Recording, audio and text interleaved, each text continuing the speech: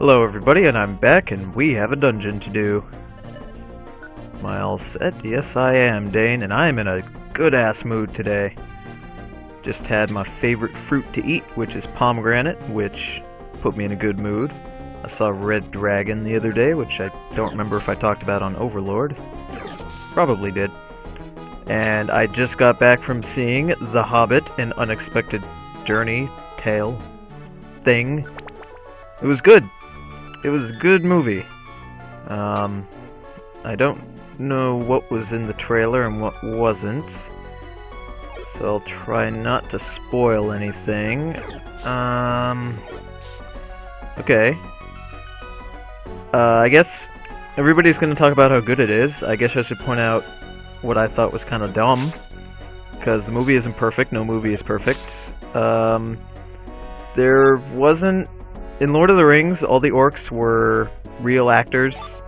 They were makeup walking around, which is awesome. That wasn't the case here. Pretty much every goblin and orc you saw was CG. I don't really like that, but it looked good. The CG looked good. There wasn't any errors with the CGI, except there was one error. They were in a fight scene. Spoilers, there's a fight scene. They were in a fight scene, and they stab one of the goblins, or orcs, or whatever it is, I can't remember. I think it was an orc. They stab an orc, and there's just a sort of little glitch with the sword going through the goblin orc awkwardly. It's kind of hard to explain, but if you see it, then you'll know what I'm talking about. So there was that. There was, I think, a dialogue issue with Gandalf. I've never read the books, so maybe this was in the book, I don't know. Gandalf gets his sword, Goldring, and the main guy of their group gets his sword, the Goblin Slayer sword. And Gandalf says, "These are elven-made blades. They will glow blue when... yada yada, they'll glow blue when there's orcs and whatever nearby." I'm like, oh, that's cool, Gandalf. You know, in the trailer they showed Bilbo with his sword, and it glowed, you know, it was glowing. So then he finds Bilbo's sword, and he says, "Bilbo, take this blade. It will glow blue!" So he takes the blade, and this thing only glows blue when it feels like there's... one scene where there's a huge group of orcs coming towards them, and the thing doesn't glow. It just doesn't. Which really puzzles me. I don't know why that is. There's another scene where there's an orc dying, and the way he's waiting for this orc to die, and he doesn't know when it's dead until the blade stops glowing.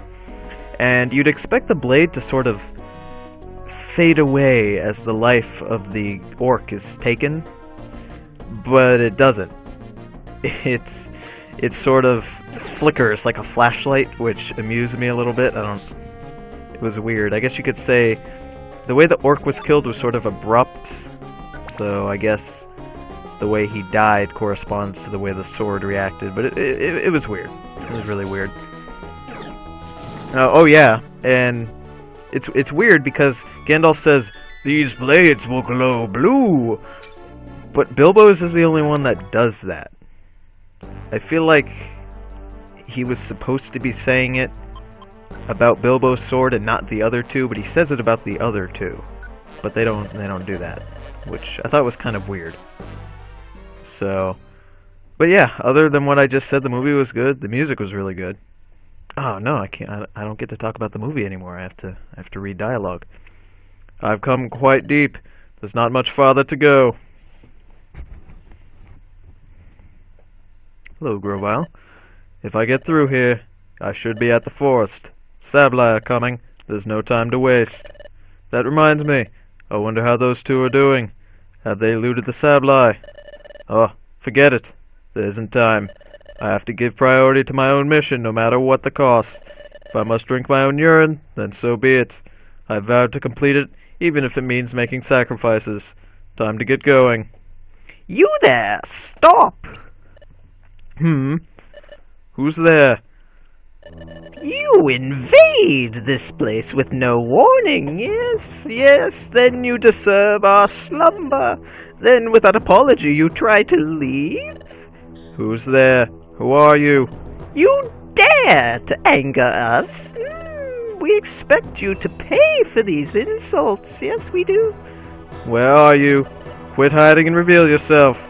You accuse us of hiding, do you? Well, we do not hide. We are here.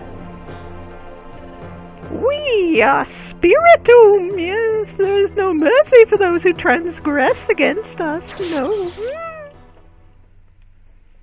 Oh, Spiritomb, you and your ridiculous voice. I should probably talk, stop talking about the Hobbit and talk about the game I'm playing. It's strangely the dungeons we were in before are actually harder than these ones.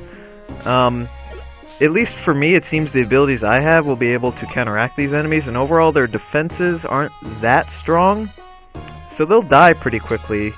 It's not until the next wave of dungeons where they actually get really strong, and not only have the strong defense, but the attack to back it up. Really, what this dungeon tries to do to you is it tries to outlive you, I guess, in a way. It'll try to wear out all of your PP points. I hate saying that, it sounds stupid. My urine points makes me feel like I'm saying that. It tries to outlive you in the sense that if you're out of PP points, then you can't really, do your attacks, which means they'll beat you furiously. So, as long as you have a max elixir, or you're very good with... When did you get there to fall asleep, you dumb?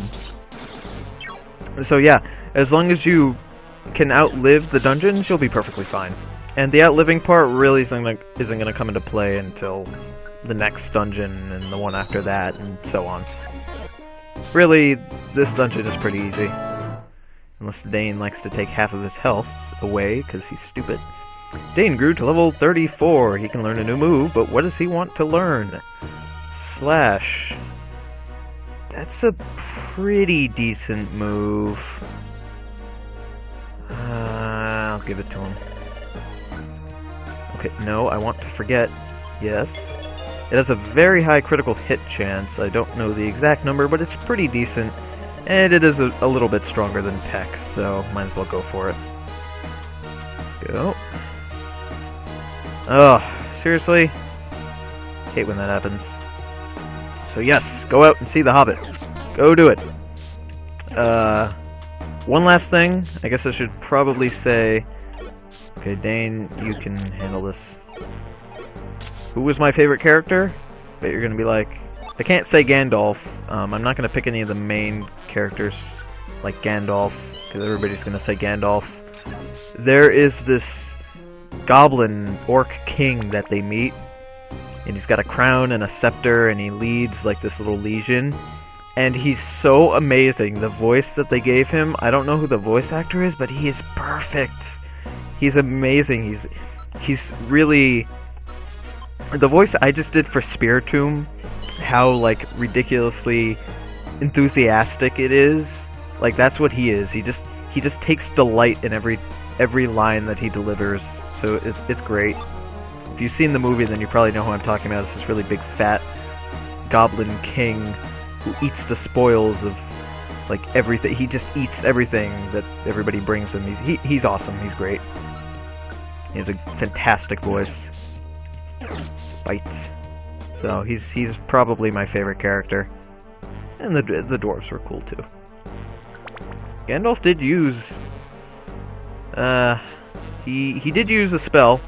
I remember he used Light Spell in Moria in Lord of the Rings. I don't remember very many other spells he used, but he used Force Push. So that was cool, I guess. I should really start talking about Pokemon.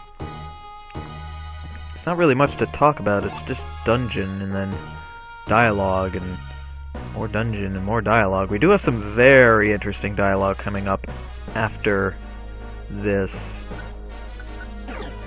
so that's gonna be cool. Come on, Dane. No, you're not gonna help me here.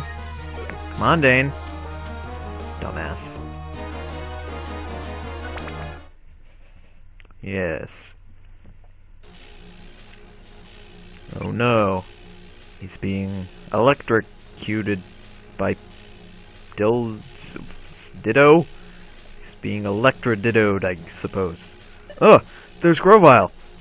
You too. Grovyle, are you okay? Stay back. What? Why? Careful. There's an enemy lurks, but there's an enemy that lurks nearby. Yes. What? Where? You know that little thing where Spiritomb hides in? You can obviously tell it's right to the left, technically, of Dane. It kind of looks to me like a little stone piranha plant. A little bit. It's probably just me. It's right beside you. Then next to me. Like, it can't be this. Ugh. Yes, all those who trespass upon this land, none shall be forgiven, none, yes, none, least of all you. Who is that? Who are you? You ask that of us, yes. Our name is Spiritomb, yes. We are the manifestation of a fusion of spirits. 108 of them, to be exact, yes. Be careful, you two. Those Pokemon are strong. Yes, prepare to take your punishment. Now, that just sounded a little bit risque.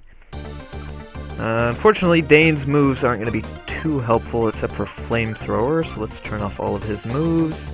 And let's see if I can get it to a good position to use. And yes, there we go. Force Palm, hopefully I can get him in paralysis. No? Crap.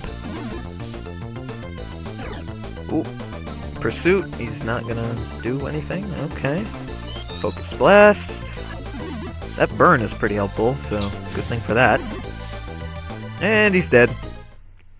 Yeah, he was more of a mini-boss just to establish something about this world.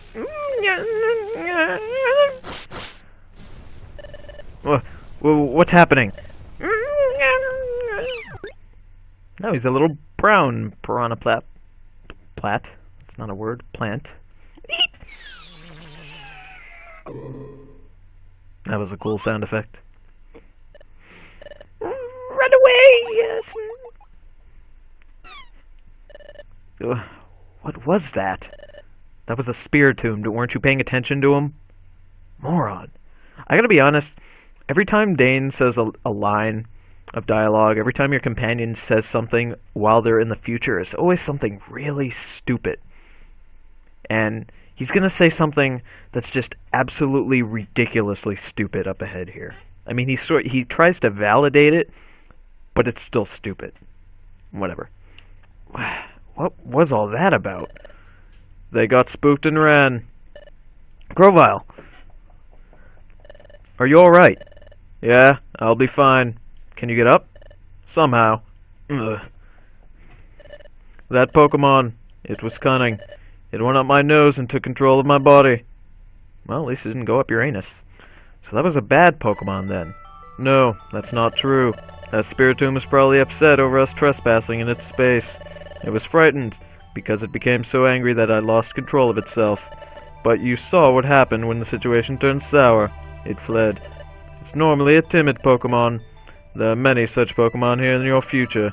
They are Pokemon who should be good, but they become bitter and twisted because of this world's perpetual darkness. I see. Good Pokemon going bad because of this world. It makes me sad. Derp? Such a random line of dialogue. Whatever. Hey, you two.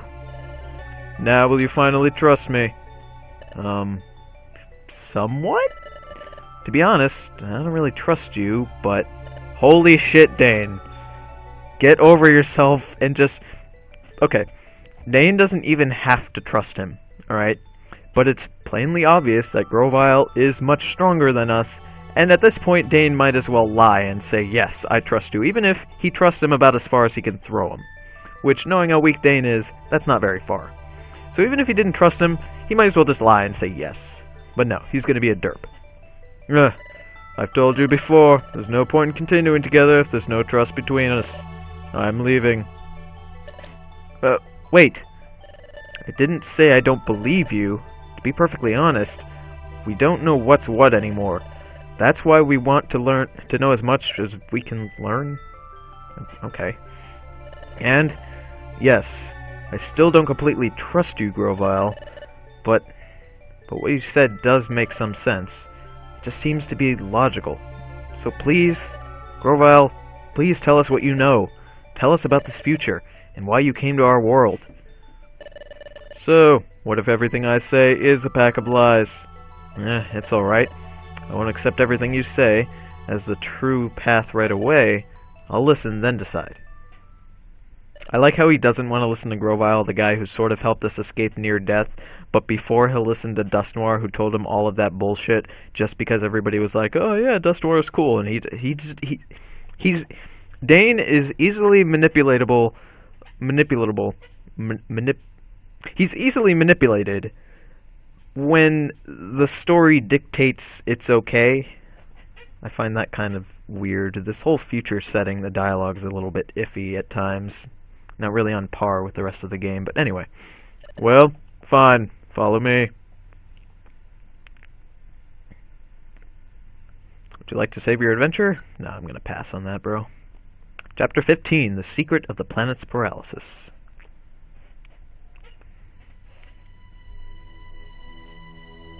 That is some good graphics right there. Good. This'll do. Those Sabli won't be able to spot us easily here. Because you're in a small alcove? Like, it's like they're just gonna run by and be like, quick, ignore that alcove! Go straight! Don't look slightly to the left in your peripheral vision. Okay. Those Sabli won't be able to spot us easily here. Please tell us, Grovyle. In the future, why did I can't talk today. Why did the planet become paralyzed? Paralyzed? Not paralyzed. That is the word. The cause of the planet's paralysis, that dates back to your time, in the world of the past. The planet's paralysis started with the collapse of Temporal Tower, which was governed by Dialga. Dialga? Who was that? You know, this kind of irks me just a little. I know I'm going off on a tangent here. I should be reading. Dialga is a legendary Pokemon, and to me, legendary Pokemon equivalent are the equivalent to sort of mythical creatures in our world. That's like going up to someone and talking about unicorns and then having them say halfway through your conversation, "What's a unicorn?" You know, it's something you'd expect them to know at this point in their life. But I'll let it slide yet again. He is a legendary Pokemon that controls time itself. Dialga ensured the proper flow of time from the Temporal Tower, but when Temporal Tower collapsed, time gradually got out of control, and eventually, the planet fell into paralysis. What? What happened to Dialga? When the time went out of whack, Dialga lost control. Now, in your future, the planet has become fully paralyzed, and thus, Dialga has lost almost all of his reason, and is governed by darkness. Dialga is now beyond recognition, and he has become an entity different from entity. And he has become an entirely different entity. Yes, he has been transformed into Primal Dialga. Okay. I need to not be retarded. A primordial presence. Okay. Earth. Because why not? Primal Dialga feels no emotion. He seeks only self-preservation, so he prevents history from changing. That's why Dialga wants me gone. Because I tried to change history. Because I tried to stop the planet's paralysis. Because I traveled back in your time to your world from this place. Your future. What? Grovyle, you're saying that you came back to our world so you could prevent the planet's paralysis? But that's completely the opposite of what we were told. Grovyle, you came back to our world to paralyze the planet, didn't you? And weren't you the one stealing the time gears? You've got to be joking. I wasn't stealing them. I was collecting them. Because they were needed to prevent the planet. I need to take them to Temporal Tower to put them back in. That would reverse the collapse of Temporal Tower, which is fully underway in your time. While it is true that removing a time gear from its place causes time to... It's like I got Arnold Schwarzenegger sickness. I just gotta end an extra to the end of everything. That's only temporary. After the time gears are put into Temporal Tower, the time would have been fully restored to normal elsewhere. Ugh. But what about all the things that Dust Noir said about you? Like how he said you were a wanted outlaw in the future, and how you escaped from the future, then fled to our world in the past. So you're saying all of that is just a bunch of lies? What else could it be? Because Dust Noir really is an agent sent from the future by Primal Dialga to get rid of me. What? Dust Noir was an agent sent to get rid of you? I like to repeat, because I'm stupid. That's right. I've said that Primal Dialga will try to thwart any attempt to alter the course of history. That's why when he learned that I traveled through time, he sent Dust Noir after me. The great Dust Noir? It can't be. It's hard for you to believe, I know. I can't believe it at all. You're saying all of this is about Dust Noir. I don't understand, why would he be acting this way? But I looked up to Dust Noir. I can't believe you. Are you serious? Are you serious right now? Are you super duper serious right now? I wish I had... is there a button to make Riolu go over there and punch Dane in the nuts? Are you serious? He specifically told the Sableye to kill us. He pulled us into the future like a raving lunatic. And then he sent the Sableye after us. Well, not all of that was in that specific order. I think I mixed up the time dimension and the killing part, but you get my point. Could you be any more of a complete and total asshole? Believe Grovyle, the only one who is talking any sense right now.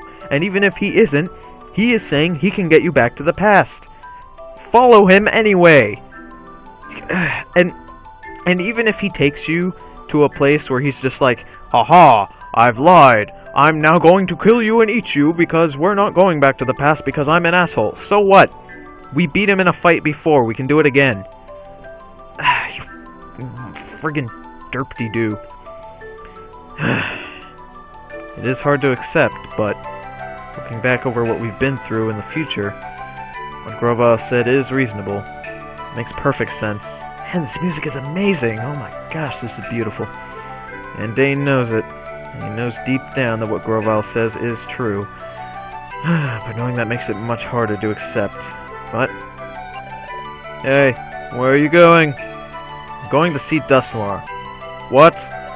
I want to see Dust Noir. I want my cereal! Look at him, he's whining. I'm going to find out if what you say is true or not. Okay. Because that's a great idea. It's not like Dust Noir's gonna grab you and eat your face or anything. Nope. It's totally not gonna happen. What's the point of that? You'll only be making it easier for him to get rid of you. You don't stand a chance against them. Then, what am I supposed to do? What are you supposed to do? Didn't you wonder this earlier? And you decided that you would decide for yourself. You insisted that because you don't know what to believe, you won't accept words that face their value. And you'd think for yourself. It's times like this, when things are tough, that you have to be strong. Think for yourself, then act as you deem them. Grovyle. What are you... what... yeah, that's the question he asked him. Yep. I'm going back to the past again to stop the planet's paralysis. To do that, I need to find Celebi. Celebi? That's right. You can come with me or not. It's your choice. You two decide on your own course of action. I'm off.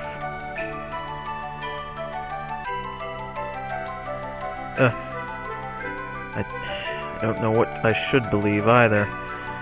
But there's one thing I can say with certainty. In this future world of darkness, the planet is paralyzed, and the paralysis of the planet happened back in our world. That's why to stop that from happening, we have to get back to the past. We have to get back now. Tony. I know. Grovyle said. Grovyle's right. Things are very tough now. That's why we have to be strong. Dane, I'm signaling you to leave. Stop talking. We have to go follow Grovyle or he's gonna run away. And then we're gonna have to go through 5 more dungeons just to find him again, you derp. Whatever. I'm alright now. Let's go. Let's catch up to Grovyle. Tony. We have to get back. Back to our own world. I hate the way they say world as if it's a completely different dimension. It's the same world, just a different time. It's just a little pet peeve I'm having. Hey! I think they used that shot already.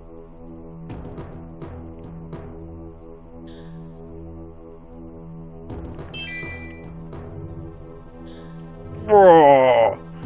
Master Dialga, the stage has been set for the capture of the traitors. When the time comes, it may be necessary for us to beg your help, Master. Roar! As you wish. By your leave, we shall proceed. Roar. Well, doesn't this look familiar? What? What was that? That strange sensation. I've had that strange sensation before. Where are we? This is Dusk Forest. Its name comes from the dark fog that perpetually shrouds it. Deep in this forest, we should find Celebi. Say, Grovyle, you mentioned that name before, but who is Celebi?